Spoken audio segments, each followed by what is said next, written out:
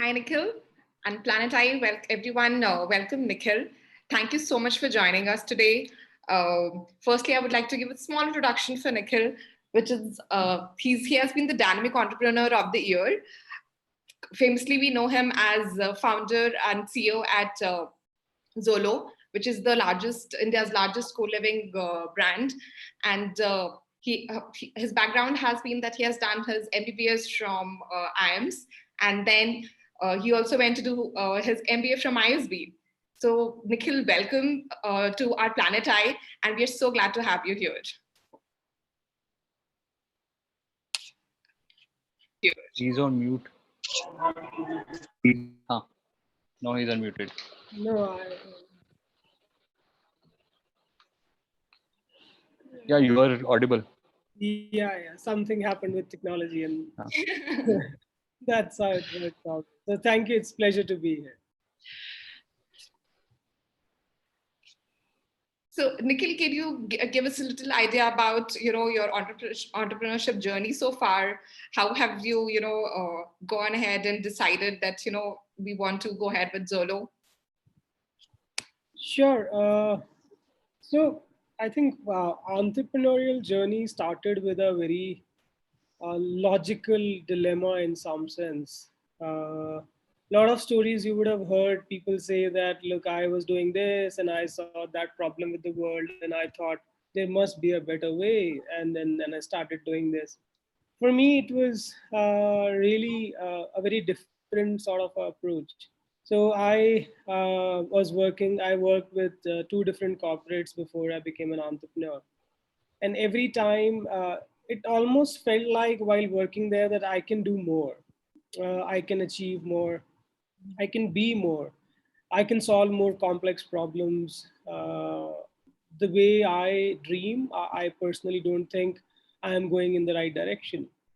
Now, the thing is, me being from a medical and in some sense psychiatry background, I also knew people are delusional. So I couldn't conclude that is it me being delusional, me thinking that look, I can do more, I can do more. But the truth of the matter is that you are what you are because that's what you are. Now, how do you decide whether it's a delusion or you are more capable of doing bigger things?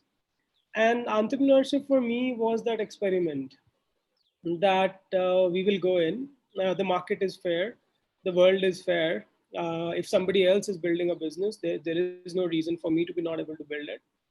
And if I am blaming these organizations to not give me challenging work, if I can't be entitled to great work, I can create it for myself. So that's how the concept of entrepreneurship for me evolved. Zolo is technically my, and I would say ours. I've been lucky to have co-founders who've been with me for all the journey. And so a lot of me and R you will see getting interchanged and interreplaced. So we started our first venture in healthcare. Our venture was fairly successful, but there were some, you can say, ethical issues with the way system works, and that led us to choose some other sector. Then we moved to education. Uh, Education was a big flop. What we built, I think, became too complicated. Sometimes simplicity of a product is also a prereq for its success. We were building how to basically decode human mind, how to learn via AI and all that stuff, a simulation. And I think it became too complicated. If I'll explain, it'll take me 10 minutes to explain. And that was the problem, that even explain what this shit is, it used to take 20 minutes easy. So that didn't work out well. Then we were looking for another idea. And they say that you can take a doctor out of a hospital, but not that impact kid out of a doctor.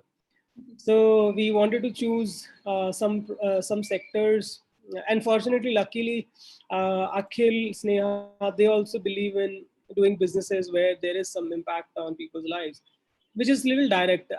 Although I truly believe every business creates an impact on people's lives.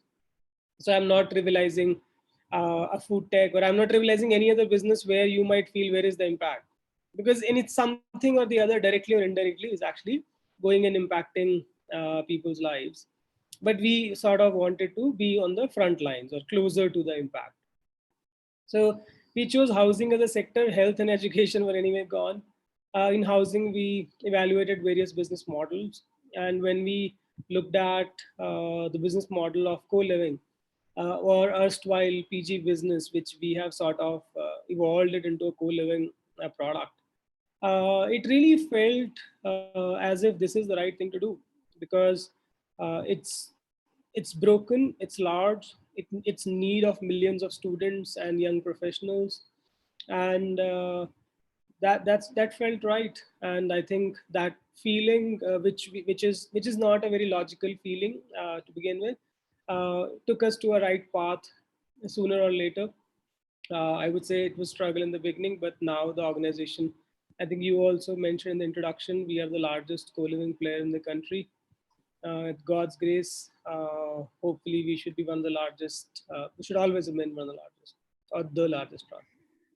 No, but we have heard reviews about Zolos. I have my friends who are staying there, and they are a fan of the brand. They're basically fans. I mean, they would go ahead and tell us about the experience that they have been having with Zolo, and it has been amazing. So, Nikhil, which brings me to the second question. Since you mentioned that your first, startup was a healthcare startup. So, like, was medical planned for you, or that was something that you took by accident and then went into healthcare? Sure. Medicine was not planned for me. I think sometimes you find your destiny on the roads you want to avoid the most.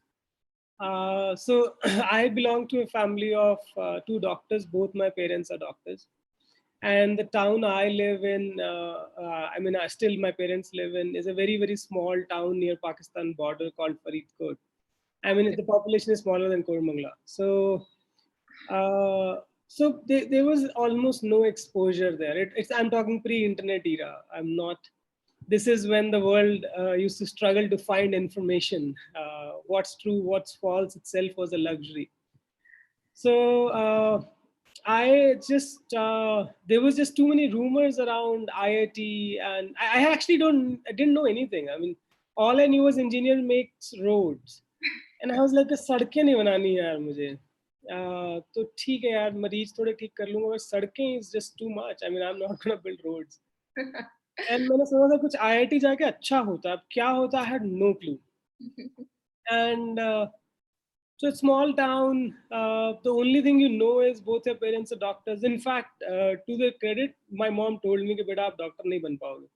Not because you're not intellectually capable, but just because the persona of a doctor is very different from your persona. You question too many things. A doctor is not supposed to question things. He's supposed to take evidence-based medicine and give it to patients. He's not supposed, let me try giving this. Let me try doing, the doctor is not supposed to do all of that. My mom tried her best. Photographic memory, almost eidetic memory. So she still tells me the 5 shitty reasons I had given her. मैं तो भूल गया हूँ. But she's like, आपने 5 बातें बोली थी मुझे. I'm like, mom, I mean, I was a kid. You should have realized I'm bullshitting you. But yeah, but the one good thing that my parents always taught was that whether you like it or you don't like it, whether you choose it by force, whether it happens to you, whether it's destiny or whatever it is, if you decided to do something, then you got to do it best. And I think that's why that's how you might be able to piece the irony or the contradiction that if I didn't want to be a doctor, then how did I go to AIIMS? Because technically AIIMS admits only top 50 students in the country. So that's how I think if there was a next question coming, let me preempt it and answer on that. That's how you can sort of piece that dichotomy in. My mom said, look, and my dad also, dude, whatever you do, I don't care. You do IIT or you do AIIMS, that's your call in the end. But whatever you do, you got to make sure you give it your heart and soul to it. Otherwise, don't do it. Otherwise, just don't do anything. I mean, keep sitting here. No, वहाँ पे फरीदकोट में बैठे मर थोड़ा जाता मैं. So that's how I think medicine or AIIMS happened. And once AIIMS happened, then no regret of every moment spent there. It's a beautiful place. It's just a beautiful place. The kind of peer set you have, the kind of widening of horizon that happens for you, your vision, your thought process, what is possible, what is not possible, where do you, like you would have heard a story, if you haven't, I'll just quickly say. So so how do they control elephants when they're so big? Because one elephant, it's almost impossible to control him as a pet. So when an elephant is very small, they chain him with chain, whatever iron chain, and as a small elephant, he's not able to break that. And after a while, he reconciles with the fact that he cannot break the chain. And even when he's big adult, where it's just a matter of flick for him to break the chain, he never tries. He just never tries. I think at AIIMS, these kind of chains were all broken away. The kind of, I think I have been lucky to be part of peer set, which is so talented and so visionary that I, even if I'm able to do like half justice to the peer set, I'll be very happy. So no regret of at all going to AIIMS. After that, I think spend some time trying. I didn't want to repeat the mistake of getting into medicine too fast and getting out too fast. I spent 5 years almost practicing as a doctor, various departments, India, Singapore. That if this works, it's okay. I'm not dying anytime soon. And I was anyway youngest in the class. So I was 16 and a half when I got into AIIMS. So I was anyway too young. I had too many years on my side. So that in the end I decided no, it's medicine. It's not anything else. That's how ISB happened. And as I was mentioning to you guys, I couldn't I don't relate to the first world problems. I relate to third world problems more. So I came back from Singapore to India. That I didn't want to go to US. Uh, that's how ISB India and business sort of happened. MBA was my gateway to business. Uh, in fact, I wanted to finance when I got into MBA. I had done CFA, LIFA, MTA, and random shitty certifications of these kinds. And I thought I'll do finance. But the more and more I learned about finance, I realized that बहुत medicine se milta julta. There are too many rules. So before I got too deep into finance, I think I saved myself from it and came out, joined consulting. As I said, and then rest of the story I mentioned that consulting or whatever entire corporate job, I just felt that I can do more. That's great to hear. I mean, that's obviously an interesting journey because we do not hear a lot of IIM people trying to come to ISB or do an MBA degree at all. Very few of you guys choose, and you obviously tried working in Singapore as well. You said as a psychiatrist, if I'm right. Was Yeah. it correct? Okay, that's great to know. How was your entire experience, in Singapore? How do you see the medical profession in India and in Singapore? So I think the medical profession, doctors wise, I think like with everything, Indians are too smart, sometimes for their own good. Oh. Okay. So as a profession, as a sector, Singapore is very organized, very rule driven, very process driven. India is very doctor centric, hero centric. So India is like South Indian movies where hero is the main dude. Singapore is more like a process, assembly line. So it's I think it's actually a very different tangent to compare. Prima facie depend in India you can have a very high peak and a very high low. In Singapore you can have almost something constant across the board. And you were never built for the rules, so you again broke the rules from Singapore as well and came back to India. It's easier to break rules here, is it? I wouldn't say I wasn't ever meant for rules. I don't hate rules at all. It's just that I hate those things where your wings are clipped. Because to fly also you need to respect rules. You can't defy gravity. Rather, you got to use the aerodynamics to figure out how do you fly. So you got to use the rules to fly. What I don't like, the places that I don't like at all are where the wings are clipped. And in fact, that's something that I've always held true at Zolo. It doesn't matter which college, which degree, which place, wherever you come from, it doesn't matter. If you want to fly, I'll support till wherever you can fly. And if you can't, you can't. That's a separate problem to solve. But at Zolo, we would not believe in clipping your wings if you want to give it your heart, soul, and intelligence. So what I say is always intelligence, initiative, and integrity. If you got these three, then at Zolo we'll take care of you. That's very noble. That's very noble, and that's very smart as well because it helps the people within the company grow as well. So coming back to Zolo, tell us the smaller part where it made you believe that the co-living brand has to be developed, and what was the initial nemesis of this entire idea? So we were doing market research on the housing as a domain. So we didn't want to make the mistake that we had made in the education business. And in fact, this is something to all the listeners I would strongly urge.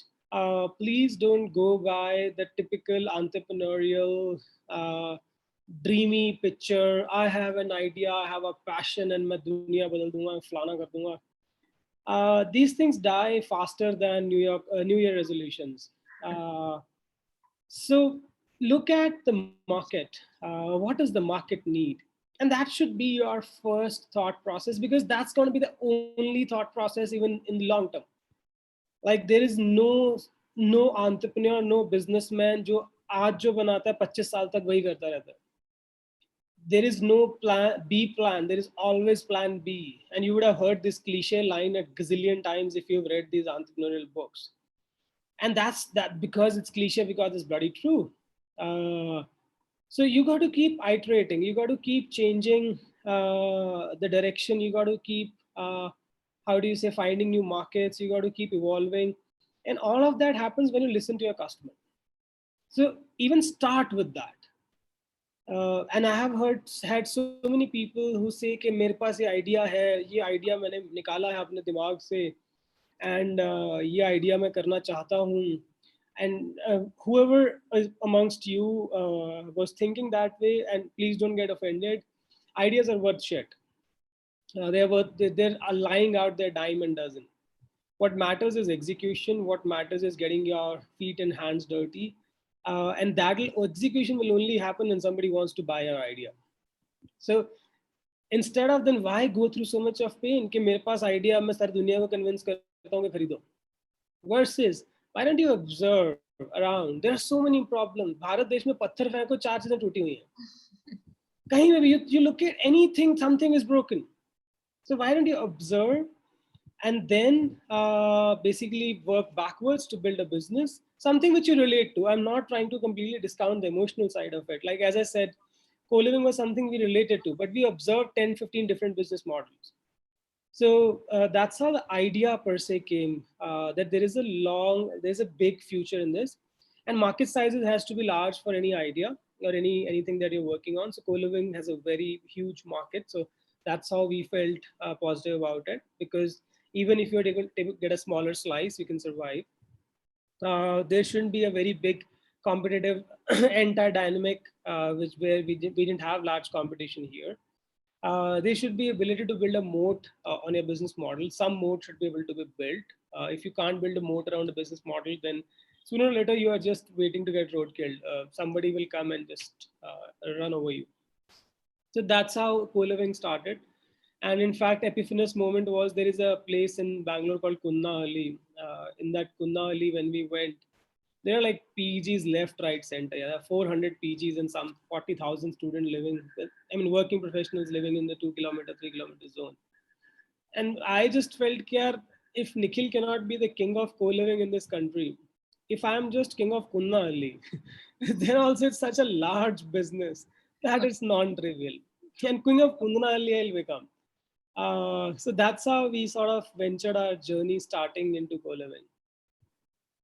Wow, that's you start small and then but you're still thinking big, which is great. Okay, These so are prerequisites. yeah. So coming back to that how did you, as you said, that ideas are everywhere, but the execution matters, right? How did you decide about going for your first funding, and then even the initial team members that you hired? For us, I think I was very lucky to have very close team members who decided to take the journey with me. One of the co-founders in tech was my brother. And I think we are lucky to have a little, I would say, good pedigree in the family itself in some sense, although I hate this word because it doesn't matter. As I said, we don't care about it, but from a very funding perspective, it helps. So Akhil is a IIT Delhi computer science engineer. So he's my brother. Yeah, sometimes people ask me, how do you know Akhil? I'm like, I know him for last 32 years. And they're like, how? I'm like, dude, like, it's makes sense. Akhil Sikri, Nikhil Sikri, it's not too confusing. Or it's not, our parents didn't leave too many things to chance that people shouldn't get confused.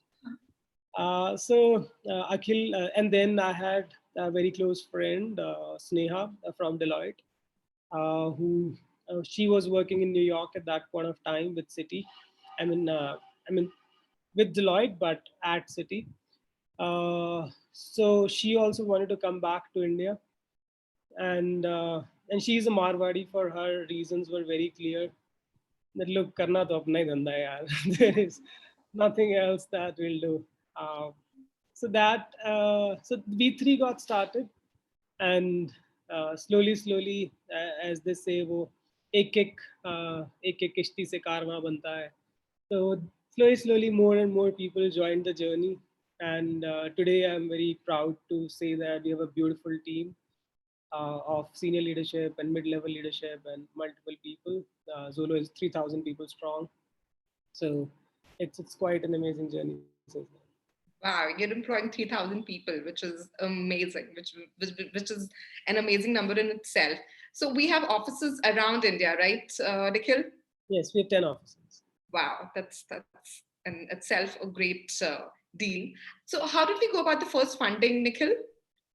So first funding, I think we were lucky to be part of the biggest bull run ever in VC funding. Mm-hmm. First funding, we didn't do much hard work. As I said that we had those labels which are seen by a lot of investors, and a good idea and a good spirit and intent to get our hands dirty. So please don't misconstrue this as that if you are from IIT, you will get money. No, that's one of the conditions, not the only condition. So, I mean, Sneha is a gold medalist from IIM Kozhikode. So, so we had those tick as that way. Then a good idea. We had already gotten very good traction within a month. Like we had almost 3,000, 4,000 beds on the platform within a month's time. At that time, the business model was slightly different. Then we got our tech stack working very fast. So we were approached ourselves by a lot of venture capitalists and angel investors. We had listed ourselves on Traction, and we knew a couple of friends who were part of these angel circles. So we got our first funding actually quite easy. All that effort got multiplied by 50 and came as reverse karma in Series A. The Series A took us 13 months to raise, and almost every day used to be sort of, how do you say, very few people are able to understand the pain of founders because they can't show it when it is happening. Now I can tell you the story. It's gone now, it's past, and we moved on. But when it's happening, you can't even show it. So every day you got to go to office and you got to have this similar cheery face, happy face, because you can't tell people that, dude, I don't know if it will work out, because you yourself haven't lost hope yet. If you, when the day you lose hope, you will also tell them. You yourself haven't lost hope, but every day you hear 100, like you just wait for some email, and suddenly an email hits, and then it says, oh, we will look at it later, it's not going to work out. Or couple of VCs told me on my face that, dude, if this business model, so from in Series A we had a pure platform business model till seed round. We realized hosts of problem like Oyo is facing now, exactly same Oyo type business model, and we recognize that, look, in this model we cannot control supply and customer experience. We, sooner or later, it's a ticking time bomb. It can tick after $10 billion or it can tick after $10 million, though we don't know, but it's a ticking time bomb and it'll blast. So we moved, and we had very limited, how do you say, inventory or product to show in our Series A, and it looked ops heavy. At that time, full stack business models were not flavor of month. Now everybody's going full stack because everybody realizes in India you got to control customer experience yourself. So a couple of VCs told me on my face that, look, if this business model scales, I mean, this company will implode at 2,000 beds. We're now at almost 50. This company will implode at 2,000 beds. So I'm not blaming them. I mean, I understand. It's not a tirade against any investor or nothing. No hard feelings. I mean, our board has supported us through thick and thin, and so as an investor community, I love them. Otherwise, a middle-class child would have never dreamt of thinking of starting a business if it weren't for the venture capital ecosystem. So I am truly grateful to the ecosystem per se. But I'm saying, as different people have a different view of looking at things, and that view for 13 months was that this company will not scale. And this company is certainly going to die. And instead of dying yesterday, I don't know how it didn't die today. So it went on for a while. Then in the end, our existing investor Nexus took a small punt on us with a Series A. And since then, I think life has been fairly good.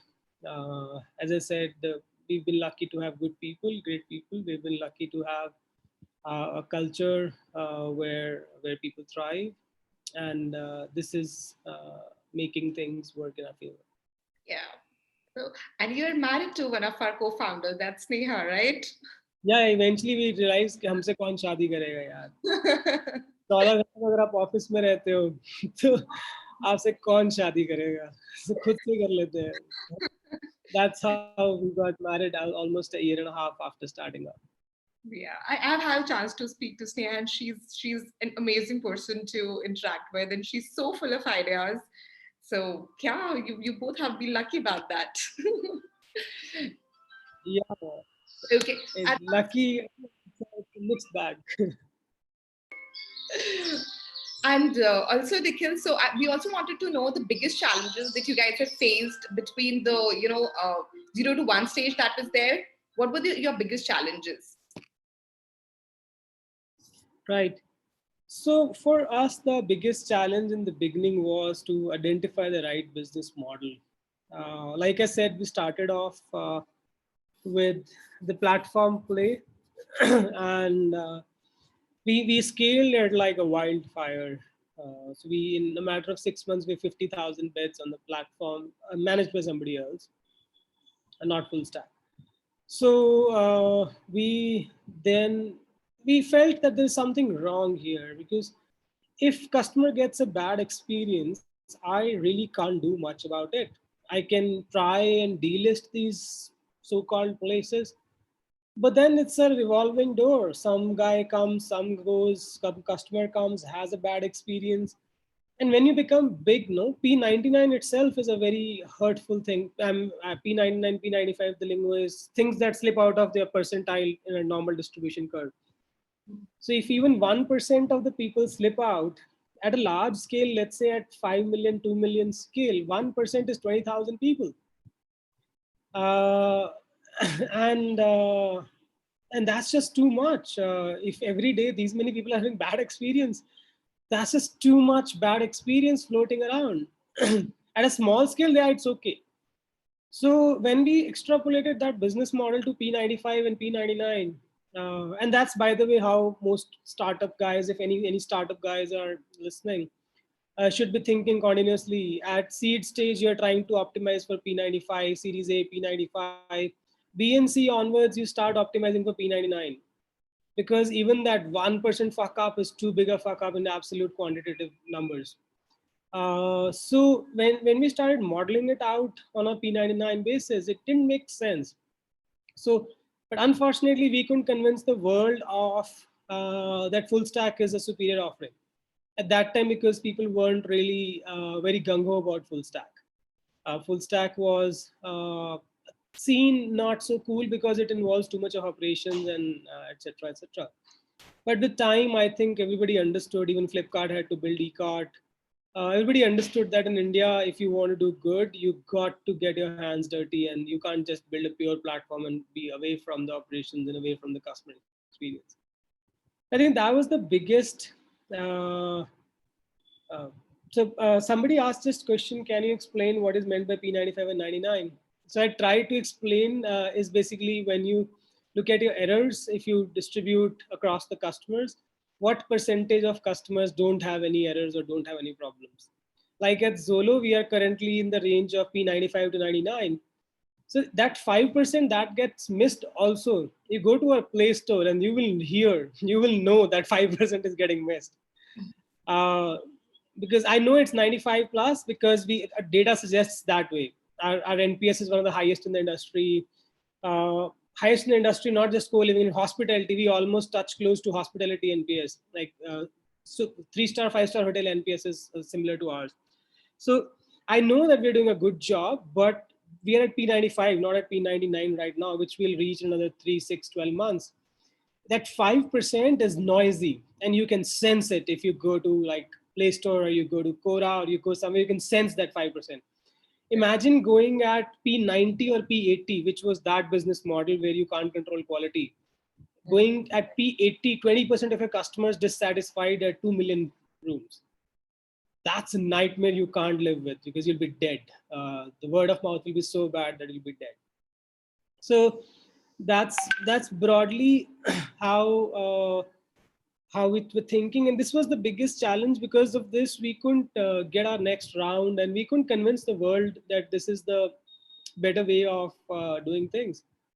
And yeah, hopefully, I mean, with luck, things changed, and Nexus said that kids look interesting, look hardworking, let them give some money and let's see what happens. And thankfully, we didn't. We did a good job after that. Yeah. And also the ones who are dissatisfied are the most noisy. You will not hear praises right, left, and corner, but when someone is dissatisfied, you hear it loud and clear, especially with the power of social media that we have right now. So definitely. Yeah, that's fair. I mean, I certainly don't hold anything against those people. We told them as businesses we'll give you something. Right. Now they don't give a shit that there are scaling problems. Yeah. There are. I mean, there is the truth of the world, and then there is customer expectations.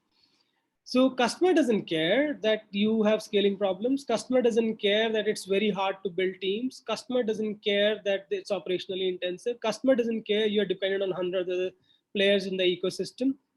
And customer shouldn't care. I mean, I don't believe that. Why should he care? Yeah, you go ahead and you talk bad things about me. I don't, I'm not saying that why you're doing that. And that's what will keep me on my toes to improve. If everybody starts understanding, if every customer of mine start understanding, oh, bicharon ka ye hai na, how will I evolve? I will build a business which will just become static and we will die. We are just waiting for one better idea or one better executor who just comes and chugs along. And there are thousands of hungry Nikhils sitting out there.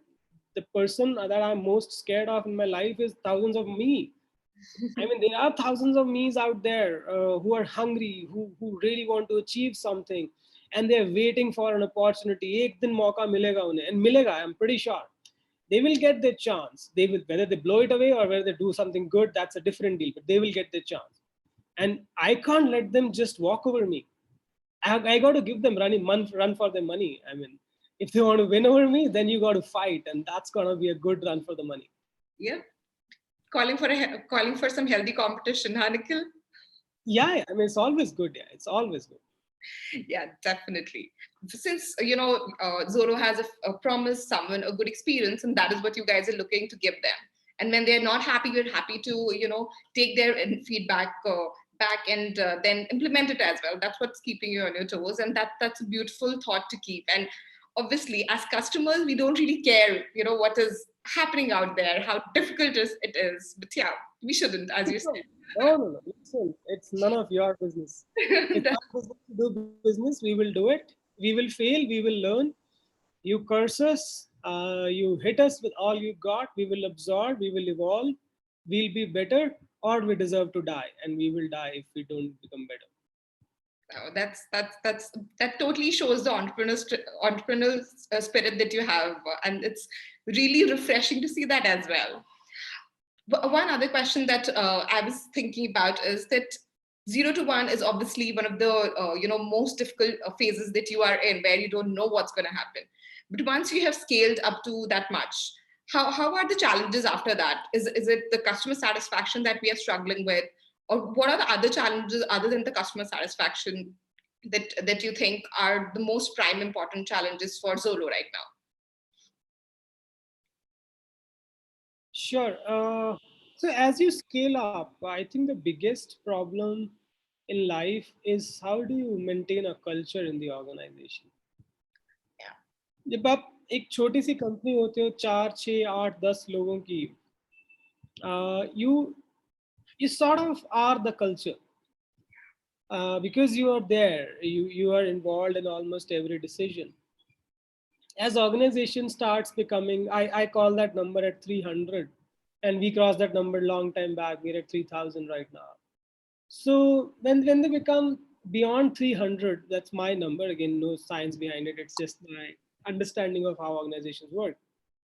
Uh, the decisions are not even remotely you can be part of. Forget all more than 2%, 5% decisions. Then the decisions are taken on the basis of what's the belief system of the organization. What do we believe in? Is this thing right thing to do or wrong thing to do? Will someone judge me on this? Will someone applaud me on this? Will someone? I'm sure a lot of you are not a lot. All of you are working in different corporates, and you would have felt that way. You would have gotten something really good which the organization can do. You would have discussed with the peer, and that peer would have said, क्यों पंगे ले रहा है यार, फालतू में कुछ करेगा, फट गया बाद में तो नौकरी जाएगी, ये होगा, कुछ करना कराना है नहीं, छोड़ना यार. There are cultures which throttle innovation, which throttle creativity. There are cultures which throttle collaboration, and that's what I think is the toughest thing to build as you scale. That how do you build a culture which is customer focused, which is innovation focused, which is scalability focused? How do you not have, like, for you to scale, you got to continuously experiment, right? So one of our cultural tenets at Zolo is experiment, pilot, scale. So if for every experiment requires Nikhil, Sneha, or Akhil's approval, then they won't happen. We can't review more than like 5 experiments in a year, or 10 experiments. If people are not empowered as a culture to experiment, they won't. There will be so much red tape, so much bullshit for every small thing that it won't happen.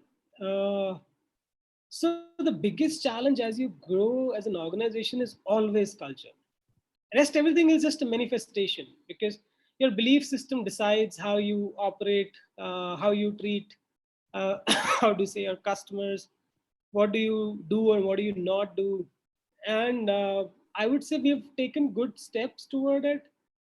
At some places, I believe couple of our tenets are well ingrained in the system, and a lot of our tenets are yet to be ingrained in the system. A lot of values or beliefs are yet to be done. But that's the biggest challenge as you start becoming a larger organization, and you all would be feeling it. I am pretty sure people who are working at companies which have great culture would be feeling empowered, would be feeling कि यार मस्त है कल जाके, would be constantly thinking about how to do great things. And people who don't have a great culture at their organizations, their only thought would be अरे कल भी काम पे जाना है यार, अब पता नहीं कब होगा, देखेंगे. And this is how I mean, you can build a business, and because sometimes you get lucky edges. Let's say if you have a sort of a tie up with government somewhere, धंधा बन जाएगा आपका, but it won't become a great business. It won't become an everlasting business. Let's say you have a patent, so that's why you have a monopoly. So धंधा बन जाएगा. Let's say you have a big investor backing you, such a big investor that he can throw so much money that other people can't stand. धंधा बन जाएगा एक बार. That's not. I think that's not the optimization factor. At least that's not for me. So I am not in this to make some quick money and get out. If I think I can stand for my entire leadership group, not even co-founders. I can say that 15-20 people at leadership who I interact closely with, we all stand for building a sustainable, beautiful organization which will last the test of time. it requires to take tough steps, and a lot of it's very tough, and that's okay, but that's what we signed up for. I mean, we can't complain after signing up for this. Wow, no, that's beautifully put, and that is something even I think is super important, that you look forward to working and coming to the office when you know that there's something interesting going to happen today. There is this discussion that I'm looking forward to, or there's this meeting that I'm looking forward to. It makes things very easy, and it makes the entire feel of the place also great. The work culture, as you talked about, very well put.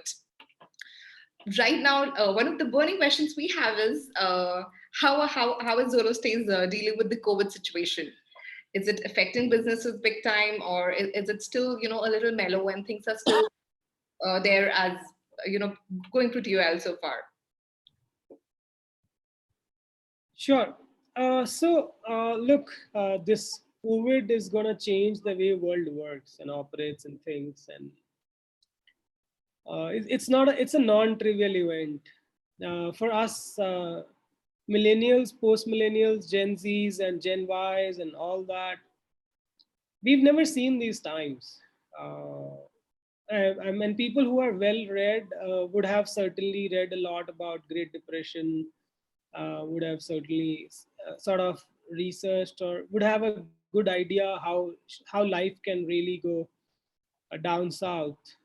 And these things are circular in nature. Either you're in vicious circle or you're in virtuous circle.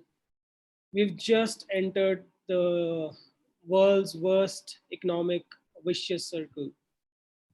And it's going to be a tough time. I'm not trying to, I mean, you can sense from my overall demeanor, I'm not a very negative person overall. But I try to be realistic because it keeps the hurt low. So it's going to be a tough time, but within 6 months, we will bounce back. So the pain is just for 6 months, 6 to 9 months. So if there is a silver lining, the silver lining is that it's just 6 to 9 months. Even if our businesses are suffering and we are suffering due to whatever unemployedness and 100 things, all of us are suffering, we'll just suffer for 6 to 9 months and the world will come back on its feet. So my view is that this is going to trigger massive second and third order consequences very soon. This lockdown, which looks like a joke for a lot of people because they don't have to work and they have to chill at home. For some, it's a nightmare because they have to work, they have to manage their kids, they have to do this. There are all sides to the world. But prima facie, I don't think it has yet become it. The second order consequences have yet come, which are coming in next 1-2 months. In May, June, we will see the second and third order consequences, which will be businesses really not able to support. I'm not sure if you guys read, Virgin Australia just collapsed. Yes. Gap is almost going to collapse. Franklin Templeton, $4.1 million fund is just getting dissolved. So these are early signs. This is not even the worst of it. These are just early signs. So we all need to brace ourselves for 6 to 9 months. As I said, it's a good part. It's just 6 months. I mean, in the bigger scheme of things, 6 months is nothing. It's like half of us would have spent our college 1 semester. That's it. 1 semester drunk. That's all. Yeah.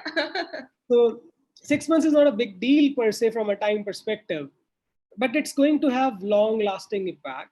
And Zolo is not immune to it. We are seeing major hit in our demand. Like last 1 month has been a blank on demand side. I mean, we have our existing customers, but new customers has been completely blank, obviously because nobody can move. And this is going to impact us. We're trying to be smart about it. We're trying to really make sure that organization is able to pass through this 1-2 months. And in the medium to short term, it's going to be, so as I said, in 3 to 6 months time, it's actually going to be great for Zolo. Because people will value good living places much more than they were valuing before. पहले ये होता था कि यार 1000 रुपया कौन देगा extra, 1500 रुपया कौन एक्स्ट्रा देगा. Now it'll be like मरना थोड़े यार, 1000 रुपया दो ना. So I believe that over medium term we will do really well, and in short term we are going to face pain. But that's every business. In fact, Zolo would be facing one of the least pain compared to other businesses. Like A couple of my startup friends, without naming the startups, their revenue has gone to zero. Zero means zero. Yeah. And non-startups, MSMEs, our vendors, they've started collapsing. We've already gotten 3 mails from our different vendors. Dear sir, we are not able to sustain ourselves. I'm sorry, we won't be able to go any further. MSMEs don't run on so much of cash on their books. Right. So there is a myth that most people feel that when were you making profits? Where is that money? Why can't you support employees and companies? Dude, there is a difference between asset, liability, and cash. So when we were making money, we have invested that money in assets. Now we can't liquidate all of that in the next 10 days and generate cash to run the show. So most, even MSMEs, they do make money. I mean, so I'm not saying that poor MSMEs that they've never made money, they're supposed to do this.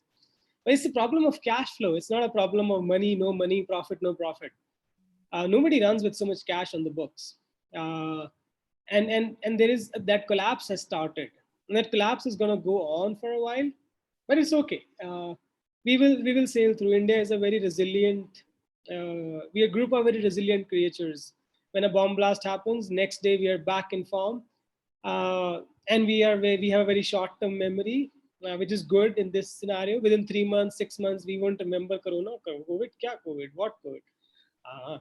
So it's gonna go away, but next 6 months are gonna be very painful. So I just want everyone to like sort of brace for it, absorb it with grace and elegance, not complaining. It's just 6-9 months. We will be hit. All of us will be hit in some shape and form. That's okay. Let's just accept it with a very beautiful grace. That's how you ought to accept adversity in life. Golden words said, Nikhil. And I think that's gonna, like, we are seeing your optimism during these tough times, which has not been the case with most of the entrepreneurs. So that's very very well accounted for.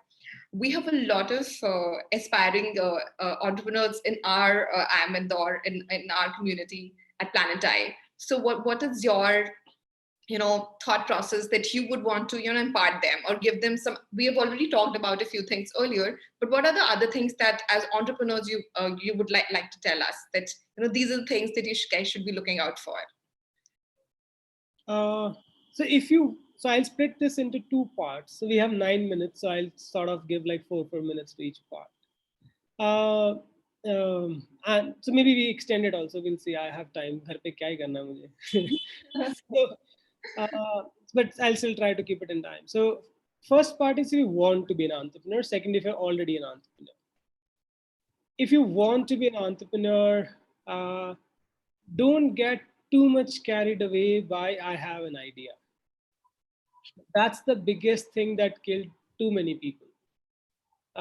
Because that idea never gets support, because generally most of them are shitty. I'm not getting personal here. I've had hundreds of them and only one worked out of it. So 99 were shitty. So I have no shame. I've been there, done that. So most of them are bad ideas.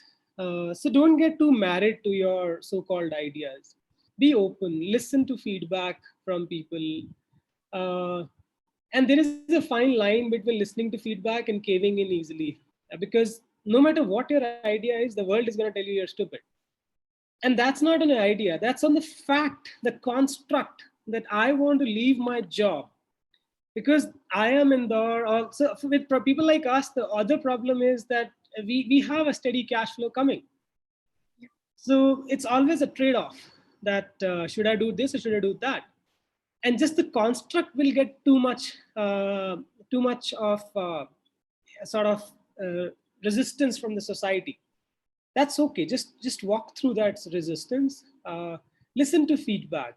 Make sure people really need it. Do some beta testing fast, very fast. Very, how do you say, like within a matter of days. So before Zolo, we had tried 5 different ideas within a matter of 40 days. So we had an idea on booking salons, etc. called Book My Looks. हमने website बनाया फटाफट 3 दिन के अंदर WordPress के ऊपर. We went to salons, ran around, drove around, भाग दौड़, 50 लोगों से बात किया, समझा कि कुछ नहीं होगा इस business का यार, nobody gives a shit, आगे बढ़ो. So do a beta testing very fast. You will realize the moment you start acquiring customers, you start talking to customers, you will really get a feeler of कि इसमें कुछ है या नहीं है. So वो fail fast जो बोलते हैं ना, वो fail fast is not be stupid fast. I mean, fail not because of stupidity. Be very smart about failing. It's a very thought through experiment in that failing. And do it fast so that you can conclude if it didn't work out in your favor, then what should work out. So sometimes people misconstrue fail fast as stupidity. That be stupid, be fool, be rash. No. That's not how entrepreneurship works. Entrepreneurship is about being very smart about resources, very smart about yourself, very sorted in your head.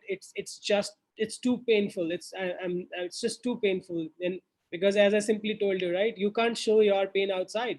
And that kills you inside. It's just not funny how much it kills you because you are in pain, but you can't show it outside at all.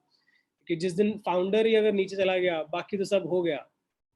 So it's a very tough journey. So if you're getting in it, you nothing is going to be easy, but it's going to be worth it. That I can tell you. It's going to be hard, yes. It's going to be worth it, bloody yes. So just experiment fast and smartly, not randomly.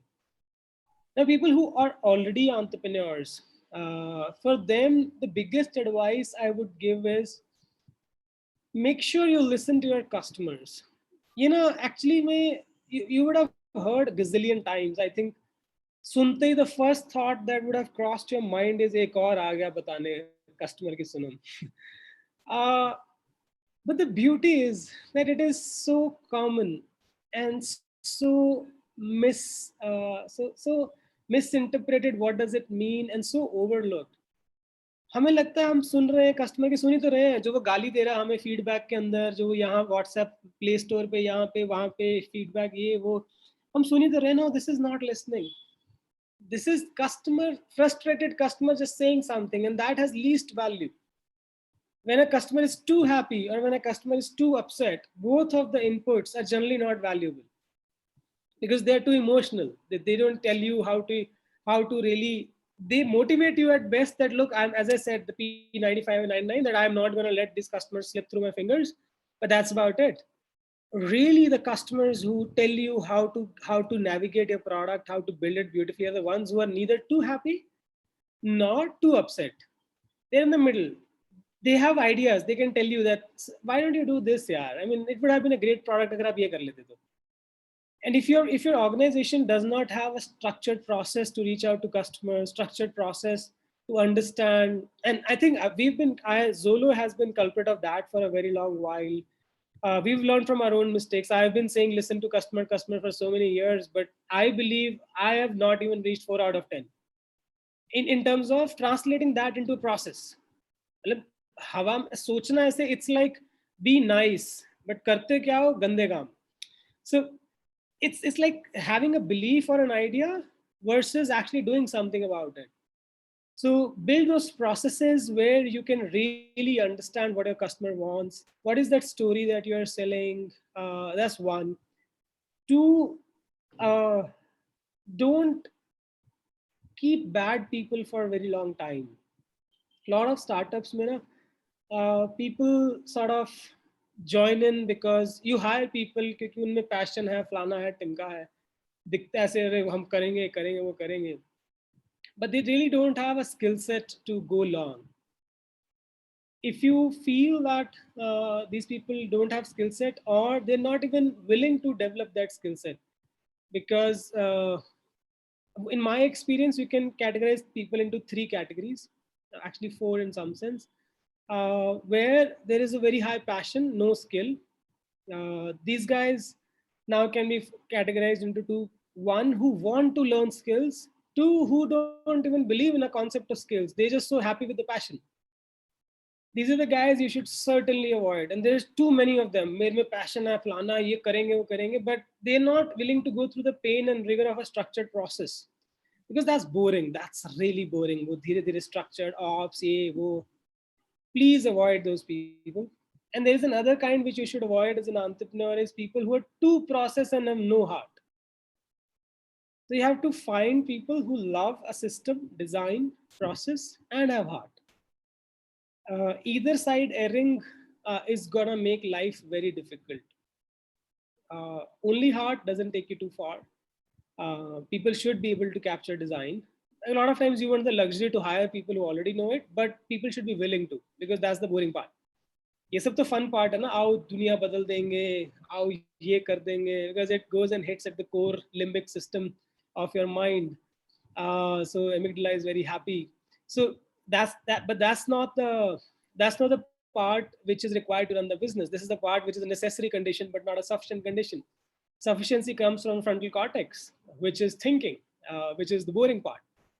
So just make sure you have those people who sort of have heart and ability to have skill sets, process and design to go through boring stuff as well, and don't get carried away, especially on the hard side. Because early entrepreneurship, you can really get carried away on the hard side.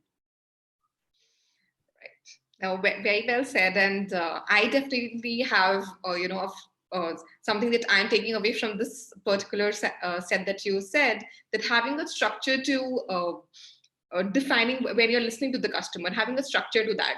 Because we hear a lot of things, we tell it back to our teams as well that, hey, this is something we received as a feedback.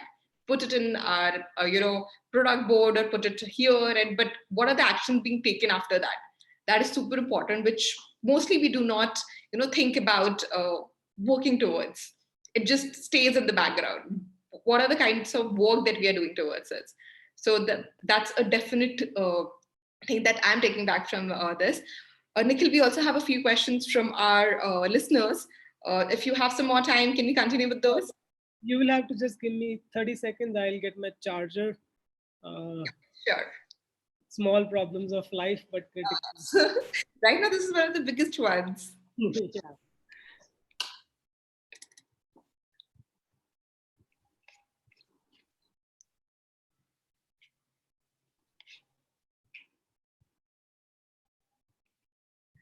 And our listeners, thank you so much for joining us today. It was great having you guys. And we're going to take your questions now. So keep posting your questions. The link has already been shared. And Nikhil will be happy to answer all of them. Sorry, I'm back. Okay, great. Great to have you back, Nikhil. So one of the questions from one of the curious child is that what is the biggest challenge for an entrepreneur, finding the right partner or finding the right talent pool? I don't know how you want to take this. Yeah, sure. So one is a necessary condition, as I said. Second is sufficient condition. So if you don't have a right partner, you will never get a chance, perhaps, to hire people. So single founder is very tough unless you have a lot of backing, financial, non-financial of sorts. Single founder, or you are age 40, then single founder is easy, because the moment you go out, enough people, one phone call away, everything is sorted in like 15 days, and then you can hire people. But if you are in the early age of your career, try not to be a single founder. Can get very depressing if nothing else, because before you set up life, it's going to be years. So try to get one founder, and don't try to, how do you say, look for the easy approach of mujhe janta kaun hai. You can actually, so as I said, we were lucky to have founders very close by who were talented, but my reason to work with them was not because they're close, because they're talented, because they're one of the best at what they do. So don't take away any message from our journey that it's closeness, proximity that one should consider. It's the talent one should consider. Proximity is another condition. If you don't have anybody who fulfills these conditions, has talent and is proximal to you, and interested in, I wouldn't say that you don't have any talented people around, and is interested in entrepreneurship, goes through the gating condition. Then try very structured means. Go to GitHub, go to other angel platforms, see who is active, scout talented people on LinkedIn, check with them. Hey dude, Do you think it's worth? So just like the way you will do hiring in life, so in some sense, your hiring cycle has started a little early. Ping people on LinkedIn, and 10 people you will talk to, you might find one guy who's really passionate. It's not easy. As I said, entrepreneurship is easy. No. Is it tough? Really. Is it worth it? Bloody yes. Well said. We have the second question from Venkat. Given that work from home is a norm post-COVID, what is the future of co-living? Do you foresee any change in target segment? Shagun, I lost you. I can't hear the question. Can you please repeat? Yes, sure. Our next question is from Venkat. He's asking that given that the work from home is the new norm post-COVID, what is the future of co-living? Do you foresee any change in target segment or business remodeling? Do we still have you, Nikhil? Yeah. I just turned off my video for a while to listen to the question. Yes, our target segment, I'm not sure if we're changing, but targets certainly less. We'll have to recalibrate our growth plans, primarily because world isn't at all going to be same even for next 2 years the way it was. So we have to recalibrate. But as I mentioned, co-living as an industry is actually going to become a much bigger in its shape and form after 9 months. In fact, after financial recession also, co-living grew, or PG, erstwhile PG business grew 2.5x pre-financial crisis rate because of two big reasons. One, these kind of times bring a lot of uncertainty. People who even have a lot of money don't want to invest money in capex, in furnishings, etc., in large security deposits, because you don't know, you might take a new job in 3 months somewhere else, because this job which you're taking is very shaky, or the company might just let you go because company couldn't get any paying customers anymore. So in these times, nobody knows anything. So the uncertainty is very high. And thus, a model like co-living is a very beautiful business model where you have no lock-ins, where you have no move-in problems, no investments. You just come in, go out.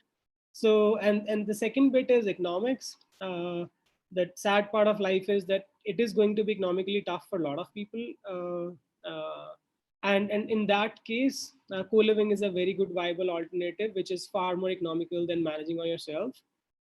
So in the medium to long run, co-living is going to benefit from this, but short term is pain for everyone.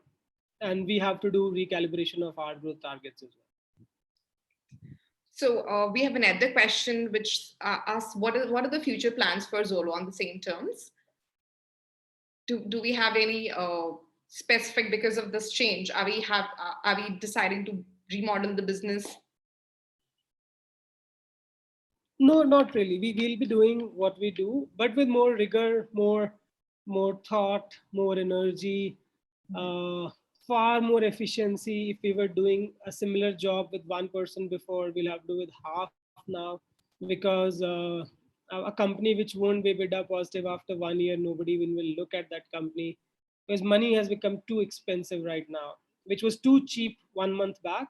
Like 2-3 months back, if you talk to any founder or any, forget founder, any large MNC, anybody, money was too cheap. It was just too much flowing, too much liquidity. Right now, and the way macro is, money is too expensive because there's freeze everywhere. There's no money flowing. It's hard for a lot of people to absorb that in 1 month the world can change so much. But for or 1 month or 2 months, but 2 months, if you stop the world does. Because world works in cycles, as I said. Unfortunately, we moved from virtuous to vicious, and it's going to be tough. Definitely. And we wish you the best, that we do come out hearing more about Zolo and the future plans that you have with this. How do you come out of this situation? We're really looking forward to that. We have next question from Akhil. Sir, is there any legal issues that you faced or resistance from local people? How did you deal with that? So I think there's no one answer to disaster for courses. So we've gone to high court a lot of times. We've gone to police stations. We've done what it takes. And in some cases, what it took was just me going and talking to somebody. So This question actually doesn't have a single answer. It's always horses for courses. You don't want to go to courts for everything. You don't want to get lawyers for everything. And if anything, if I have to give a generic answer, please try conversation before making it legal. And you'll be surprised how often a good conversation can make matters go away. Definitely. Another question we have is, you mentioned culture is a part of the organization. Sorry, just some throat itch. No corona, don't worry. No, we wouldn't even, hope that for our enemies right now. No. It's not that bad as well. Corona, 50% of the patients don't have symptoms. It's not that scary. Okay, so our next question is, All right. you mentioned about culture being a part of the organization. How does an organization can attempt to change the culture? How can I start this in my company? So culture is generally driven top down. So if you are at the top of the company, then you can think about entire company. If you're not, then you can only think about people who go below you. Right.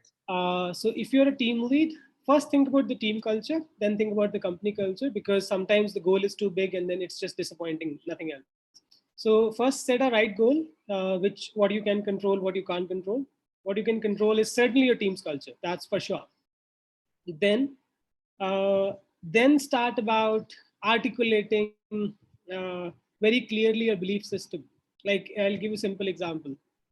Somebody says, I'll give it to you tomorrow, and the deadline was today. If you say, ha, theek hai. This is simply establishing a culture of we don't care about deadlines. If you say, can you tell me why it got delayed? The person says, then if you make his life a little more hell by saying, can you send me a note and RC on tomorrow after it is done, that why it was delayed and how will you stop it from the next time? Now, next time if a delay is about to happen, no, it won't. Human beings flow through the path of least resistance. All human beings, including me, including you, including all of us listening here. Yeah. We flow through path of least resistance. And job of a leader is to put resistance factors where you don't want people to go, which is not your culture. So if you want people to follow timelines, make delaying so difficult that they would rather follow than delay. If you want people to be nice and you see somebody who's not being nice, and if you don't take action, like if you are a leader and you see that one of your guys has just scolded somebody and you just walked away without saying anything, then this is the culture. Yeah. Culture is this daily actions. So if you take that guy's class right there and then, or maybe afterwards, the dude, I saw you speaking to somebody very rudely and very bad. This is not the culture of our team. I don't appreciate it at all. And next time if I see you, your performance rating just lost 1 grade. This won't happen again. So that's how. So culture is not built overnight, or it's not a जादू की छड़ी जिससे culture आ जाता है. It's your everyday actions. What you make team understand, what do you prioritize, what do you reward, what do you punish. That's what culture is. Yeah. No, that's ingenious. I really like that. That every day we have to build it. It's not something that you decide one day and you change. So definitely. No. It's your behavior. Behavior. What you want and what you want from others. It's just simple as that. Yeah, definitely. One of the questions is from someone who's just right out of college, and he has huge education loans. So how do you weigh off the decision of trying something out there?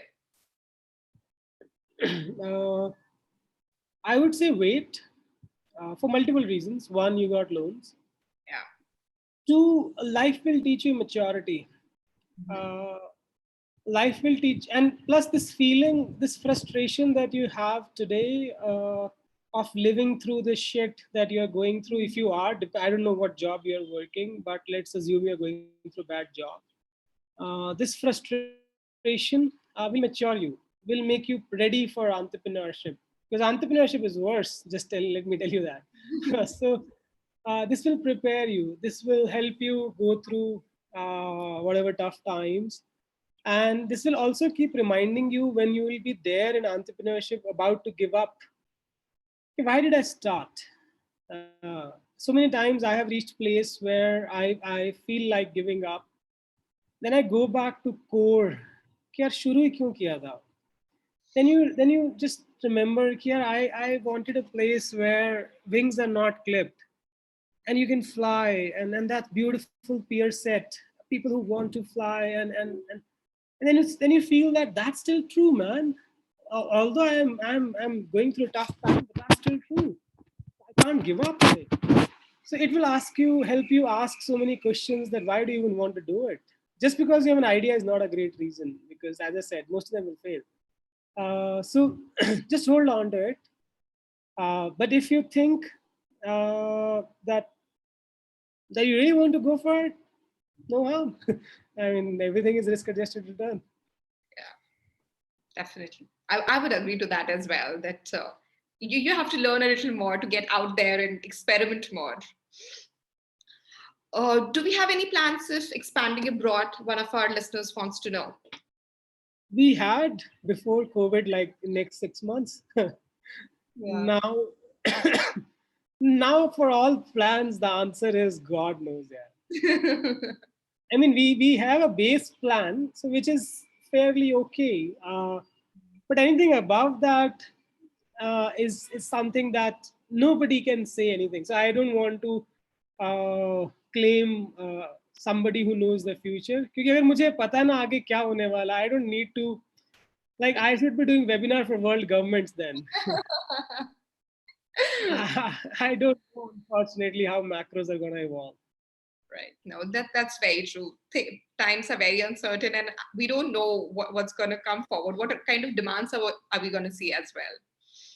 So yeah, definitely. Yeah, for next 6 months, I think. 9 to 12 months, I can tell you, I'm very sure what's going to happen. And that's how we're banking on Zolo's future as well. After 12 months, we'll be like really on a great path. But next 6, 9, 12 months, God knows. Yeah. Nikhil, one of our listeners also wants to know that do we have, how do you design an execution plan? That, you have an idea, how do you take it to an execution plan and then say, hey, this is where I can start something? Any pointers on that? Sure. From the word go. At the moment you have an idea, get down to execution. Like really, really get down to execution on the word go. Because as I said, you will find that your idea itself needs curation. It needs to be fine-tuned. And that fine-tuning won't happen without feedback from the execution side of the world. Fine-tuning will not happen without without really getting down on the ground. And regarding execution plans, that's a very, very long science. I think I can go until, I don't know, till tomorrow 5 p.m. if I have to just talk about how to execute. That's a science and an art in itself. So I'll stay away from that. I'll just focus on timing itself. Timing is that do not sit on ideas for too long. Go ahead, execute, see, get into that feedback loop, learn, evolve, then go ahead and do something again. Doesn't matter if the execution quality is not very high right now. That's okay. You will learn. If you worked somewhere before that and you've already gotten some execution quality, nothing like it. But even if you are a fresher, like the guy who asked the question, that's all right. You don't know stuff. That's okay. You will learn, but go and get your hands dirty. I like that. Get to the execution and see if you can fail or if you'll succeed. You'll get a lot of feedback right there, right then. Yep. I think this would be our last question, Nikhil. So as an employee, what should be my motivation? Improving skills and learning new things, or to climb the organization ladder? I would certainly go for the former. But just remember, without climbing the ladder or without thinking through how organization works or how the ladder works, you will not get a chance to even improve your skills. So there is a fine balance between these two. So sometimes people think so that skills and organization ladder has no correlation. So the question itself assumes that it's a either or choice, that I can be very skillful, but my organization will not value me. No, it doesn't work that way.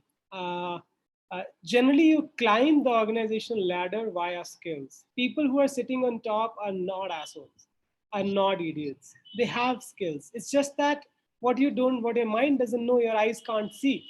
So you can't see those skills. You feel कि अरे क्या करता है यार वो 2 decisions तो लेता है दिन में. But those 2 decisions, if they go wrong, millions of dollars can go waste. So that's why the guy takes only 2 decisions. So I expect my leaders to not take too many high quality decisions a day. You take 1 or 2, that's fine, but take them right. So it's not really a mutually exclusive choice. It's one. So the means to an end is basically the skills. Means are the skills. End is the ladder that you should climb. If you feel that you're in such a shitty organization where gaining skills pushes you down, yeah, then you should probably change. But I can tell you, trust me, there are perhaps not more than 1-2% organizations like that. Every organization respects skill. We only see 1 or 2 idiots who've just gotten up by some politics and ass licking, and we believe that's how organization works. But we don't see rock stars who become CEOs within 10 years. तो 10 साल में ass licking करके ऊपर नहीं पहुंचे यार. Had skills, and the organization did look at them. Organization did value them. And most organizations are hungry and desperate to find people with right attitude and skill set. We just keep doing, as I said, we millennials and all of us have never ever seen a bad time in our life. So for us, everything is an entitlement. Still भी improve करवाना है तो आप बताओ कौन सा करवाना है. आप बताओगे हम करेंगे तो फिर आप आगे बढ़ा देना. My growth is your responsibility. So which is good or bad, I don't know. For whatever it's worth, this is what it is. But if you really look at your mindset or change it, then look, it's my responsibility to grow. It's my responsibility to acquire skill. It's my responsibility to understand which skill is required right now for me to grow. Because there are gazillions of skills. People end up choosing random skills. आप काम करते हो sales का, आपने Excel की advance skill सीख ली, 40-100 घंटे लगा के, घंटा फर्क पड़ेगा उससे. आप काम करते हो एनालिटिक्स में, and you are reading books on leadership right now, which you will use one day, and you are feeling, oh, my skill set has evolved, but it's of no value today. It's your responsibility to identify which skills are relevant. It's your responsibility to sort of see where it will go. And your responsibility to not assume that in this organization only ass lickers grow. So don't assume, either conclude either way.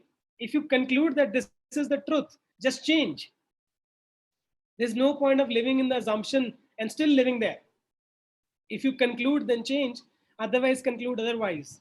Do not assume that. Assume skill will be valued. I can tell you, I mean, I've gone through both phases in life, where I used to feel कि गधे हैं यहाँ पे सारे, to where I'm like, is there anybody, मैं हाथ जोड़ के किसी को promote करना चाहता हूँ? Is there anybody who has the skill set to get promoted? Please, is there anybody who wants double the salary? I am struggling to find good people. I mean, I struggle. I cry tears of blood to find great people inside and outside organization. So I've seen both sides, and I can tell you honestly, no organization would want a talented person to go out. And most organizations are not built on the foundations that we think are built on. This is our cherry picking bias because it's most convenient narrative. It's the most convenient narrative. It doesn't make us to do anything. First, organization should improve. First, organization should change the culture. First, organization should do this. You do this 10 things, then I will think what I have to do. No, very true. Grow through the ladder. Both are not exclusive. Both are important. Both are critical. And as you grow through the ladder, you will find that life is good, and the world is not built on so many shitty principles that you were assuming. That's true. Especially when we do not, value the things that we should be growing with, we see the world with a very negative light. So when we are ourselves growing, that negativity doesn't exist anymore, I feel. Yeah, and India's favorite hobby is bitching. So that's, if you ask what is national hobby of this country, it's bitching. That's a huge accusation, Nikhil. But that's an interesting point. By the way, our listeners are still not ready to let you go. We have a few more questions if you're willing to. Sure. To 5:30, right? Okay. Sure. So one question is from Akhil, that is Zolo 100% full stack now? Does that mean that Zolo buys or leases buildings? So we only lease, we don't buy. So we are full stack, but not asset heavy. We're asset light, full stack opted. Okay, great to know. Another question is from Suranjana. How does Zolo deal with problematic customers who cause disruption to normal operations at the properties? Asking this question since a single customer in this age of social media can cause a lot of bad publicity on social media, and on top of it, it can have a bad publicity, has a snowballing effect as well. So, how do you deal with those customers? So before dealing, I'll tell you how I look at this situation, and I'll go even one more abstract. How I look at life. Life is not a buffet. You can't just have the good stuff and walk away and leaving the bad stuff. Life is a langar. जो है sir यही है. आप खाओ, आप खाना दो, खाओ नहीं खाना नहीं खाओ. So that's the social media. So it gives you bad publicity, but it also gives you good publicity.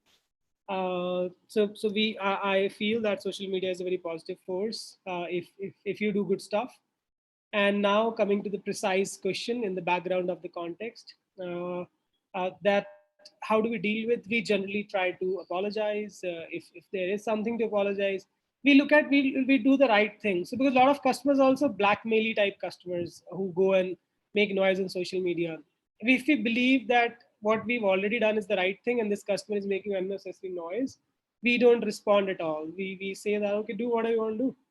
Because I fundamentally believe in rightness and fairness of the world. If rest of the customers or people who will not be able to see through this guy's narrative, then their problem. They're not my customers at all. Anyway, so I also want to attract people who believe in fairness. So we just look at what's the right thing to do. If we've made a mistake, we go openly apologize, accept, recognize, and fix it. If it is another direction, which is you're abusing the power of social media, we just let it be. That's it. We don't do anything. We don't respond at all. Your positivity is contagious, Nikhil. I mean, I am super pumped up after this session that, it's okay. Just go ahead with things. One interesting question that we have received that what advice would you give to Nikhil who has just founded Zolo? So looking back at the Nikhil Sikri that time. Yep. So I think there are gazillions. So I keep a daily journal on my notes and journey. So I think I can write a 3,000-page book on that. So I'm just choosing the topmost one. The topmost one would be